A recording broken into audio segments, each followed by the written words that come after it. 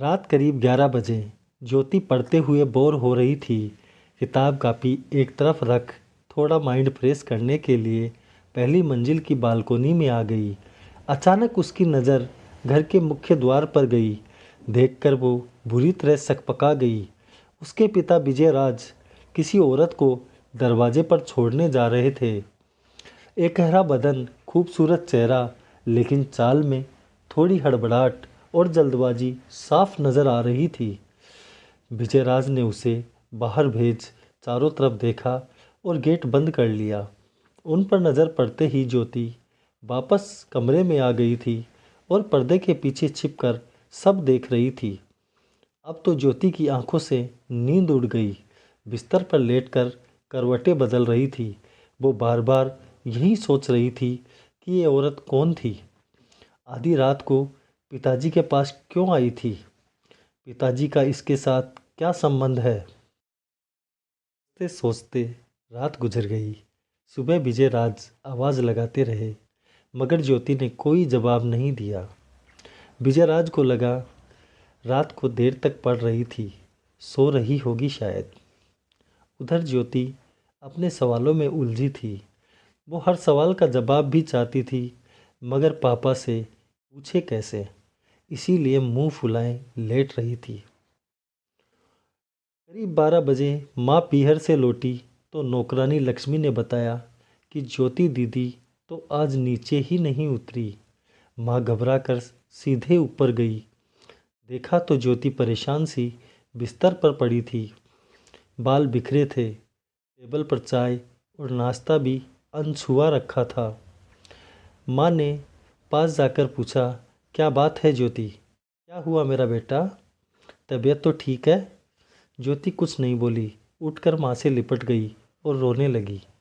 माँ ने दुलारते हुए फिर पूछा, बेटी बता तो सही क्या बात है, मेरा दिल बैठा जा रहा है। थोड़ी देर में ज्योति नॉर्मल हुई तो माँ को सारी बात बताई। पूरी बात सुन माँ बिल्कुल भी परेशान नहीं। उसने ज्योति से कहा, कोई बात नहीं बेटा, तेरे पापा से मैं बात कर लूँगी, तू उठ फ्रेश होकर कुछ खा ले। शाम को विजयराज जब घर लौटे तो माँ ने उनसे कुछ बात की। दोनों परेशान हो गए। विजयराज ने उसी समय किसी से फ़ोन पर बात की। फ़ोन काटते हुए विजयराज पत्नी से बोले, संगीता कह रही है अब हमें ज्योति को सब साफ साफ बता देना चाहिए। वो खुद थोड़ी देर में यहाँ आ रही है। विजयराज ने ज्योति को नीचे बुलाया और पूछा, क्या बात है ज्योति, तबीयत तो ठीक है। ज्योति गुस्से में बोली, आपको सब पता है पिताजी, आप माँ के पीछे से यहाँ क्या गुल खिला रहे थे, मैंने सब अपनी आंखों से देख लिया। विजयराज शांत स्वर में बोले, देखो बेटा, जैसा तुम समझ रही वैसा कुछ नहीं है। ज्योति भड़कते हुए बोली, मैं नादान नहीं हूँ मिस्टर विजयराज, अब तो मुझे तुम्हें पापा कहते हुए भी शर्म आ रही है।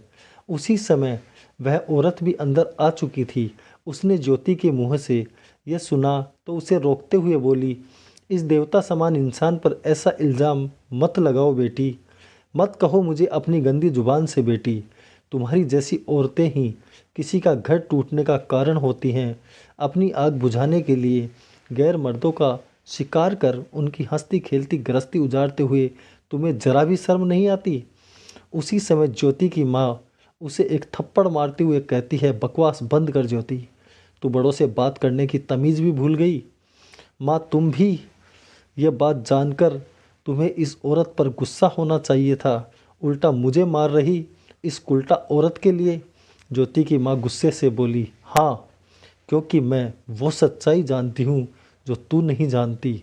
जिसे तू उल्टा सीधा बोल रही वो तेरी असली माँ है। कल रक्षाबंधन थी, ये तेरे पापा को राखी बांधने आई थी। पिछले 20 साल से ये हर साल रक्षाबंधन को यहाँ आती है।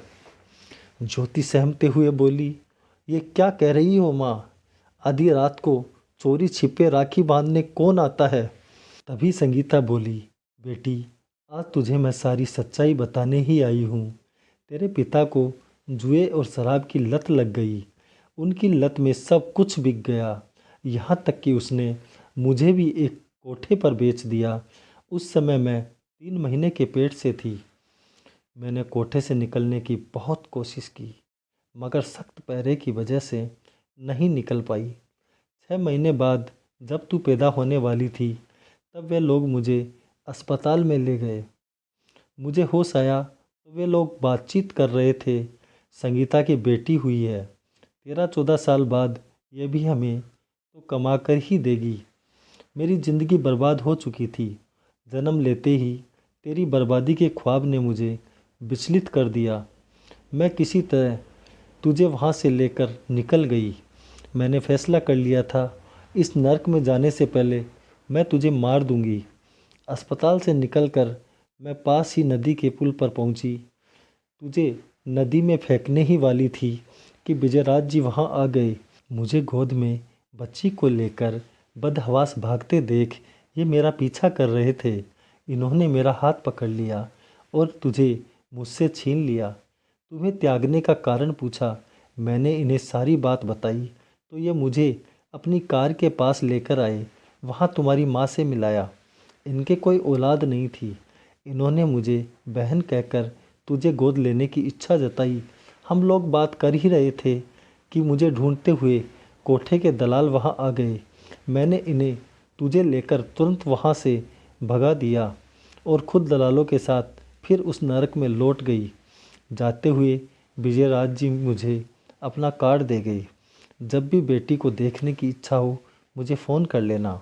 तुम्हें नहीं पता, पर मेरी इच्छा पर ये कई बार तुझे पार्क में लेकर आते, जहाँ मैं तुम्हें दूर से देखा करती थी। बेटी, अगर ये नहीं होते तो आज तुम्हारी पहचान तबायफ की बेटी होती और तुम उस नर्क में हवस के भूखे भेड़ियों के हाथों नोची जाती। विजयराज जी जब तुम्हें पहली बार मुझे दिखाने पार्क लाए थे, इत्तेफाक से उस दिन रक्षाबंधन थी। उसी दिन पहली बार मैंने इन्हें राखी बांधी थी। तब से अब तक मैं हर रक्षाबंधन को आधी रात इन्हें राखी बांधने आती हूँ। हाँ, मैं एक तवायफ़ हूँ, इसीलिए चोरी छिपे आती हूँ, ताकि मेरी वजह से एक शरीफ आदमी पर कोई कीचड़ न उछाले। पर आज मेरी बेटी ने ही इतना कह संगीता रोने लगी। ज्योति उसे बाहों में भरकर बोली, मुझे माफ़ कर दो माँ, मुझे माफ़ कर दो पिताजी। मैंने आपके त्याग और तपस्या को बदनाम करने की कोशिश की। दोनों ने ज्योति के आंसू पोंछते हुए उसे गले से लगा लिया। दोस्तों, कहानी पसंद आई तो इसे लाइक, कमेंट और चैनल को सब्सक्राइब करना न भूलें। जय हिंद, जय भारत।